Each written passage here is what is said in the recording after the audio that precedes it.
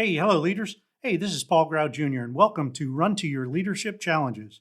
So, today I want to talk about something that came to mind the other day, and I was talking to somebody else about it. But before I get into that, let me just start by saying Happy March. I cannot believe that it's March already. I mean, these days just zip by, and it seems the older I get, the faster they go. So, happy March to you. Spring is right around the corner. I don't know about you, but I love spring. It's not great for my allergies, but I love spring. So let's get back to this topic. I want to talk about leaning on your most valuable people. Now, it's very easy for us as leaders to lean on the people who are best, the strongest people in our team, the ones that we know if we give them a task to do, they're going to get it done the first time, the right way. It's going to be quality. There's not going to be any griping or moaning or complaining. You ask them to do something, they're going to get it done. And you don't even have to think about it twice. However, have you ever heard of the Paretto principle? Now, the Paretto principle says that 20% of your people do 80% of the work. And this 80-20 rule can be applied to just about anything in your life.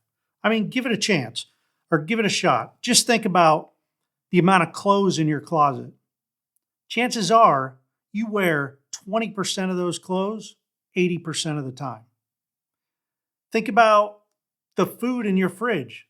Chances are you eat 20% of the stuff in your fridge 80% of the time. That's why stuff gets pushed way to the back. And that's why it goes bad, because we don't eat it. We only eat it like a very little fraction of the time, 20% of the time. So this 20%, 20-80 rule also applies to the fact that 20% of your people take up 80% of your time. The sad thing is that 20% of your people are the 20% that are probably the ones that aren't working very well.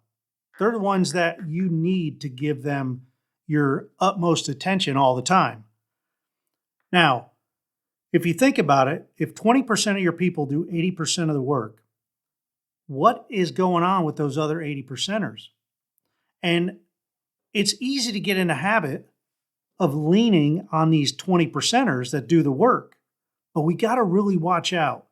Because if we lean on those 20%ers too much, the ones that do 80% of the work, man, it's going to lead almost to resentment from them.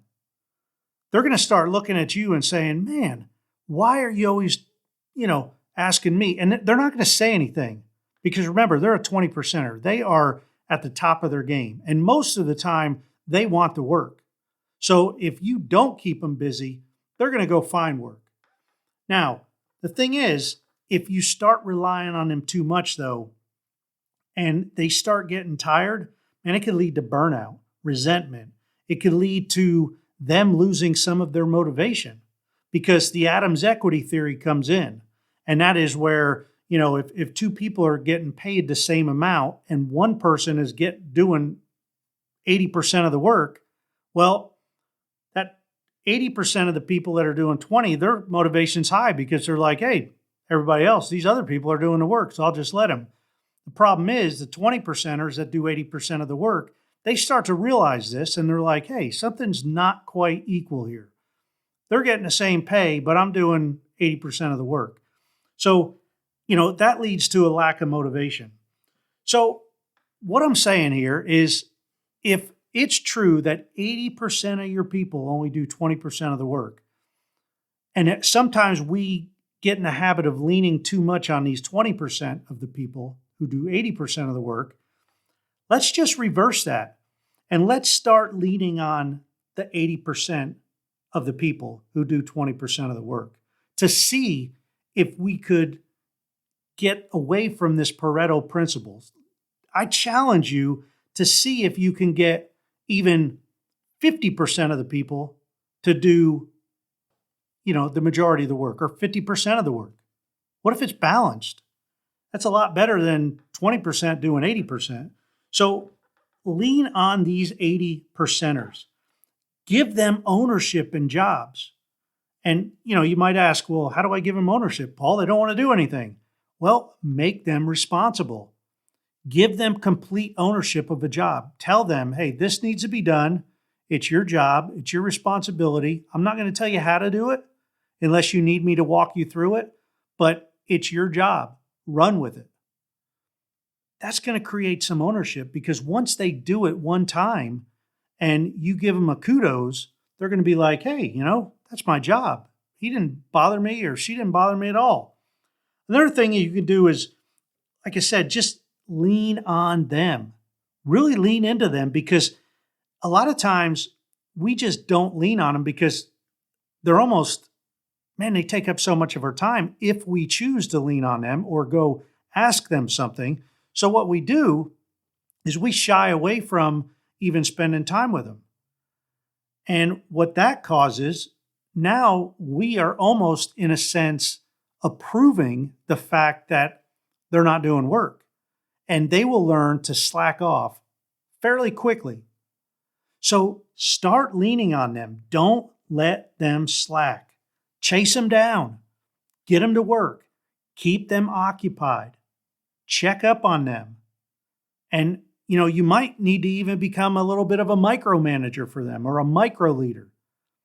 And you can ask them, hey, do you like me checking up on you all the time? Do you like me telling you what to do? If you don't, take ownership and get it done, so I won't have to be that micromanager, micro leader. Another thing that you can do is just encourage them, push them to excel in their jobs. We all have strengths. And, the better that we could set our people up with their strengths, to do their strengths and match up their strengths and talents to the actual job that they're doing, the more likely that they're going to be to get more work done. Because now it's going to be more natural to them. They're doing things that they're good at. They're doing things that they're strong in. They're doing things that they actually like. And if you can do that, that'll be setting them up for success, because now you're utilizing their strengths and gifts and talents to do a job. So that's just a few tips here about leaning on your most vital workers. That 20%. 20% of your people do 80% of the work. And I challenge you to put this Paretto principle to the test. See if you can come up with anything in your life that you can't say meets the 20-80 rule or the 80-20 rule. And if you do, be sure to drop me a note in the email. You can reach me via email at paul@clcteam.com. That's it for today. Come on back tomorrow and we'll see you then. Until then, run to your challenges. We'll see you.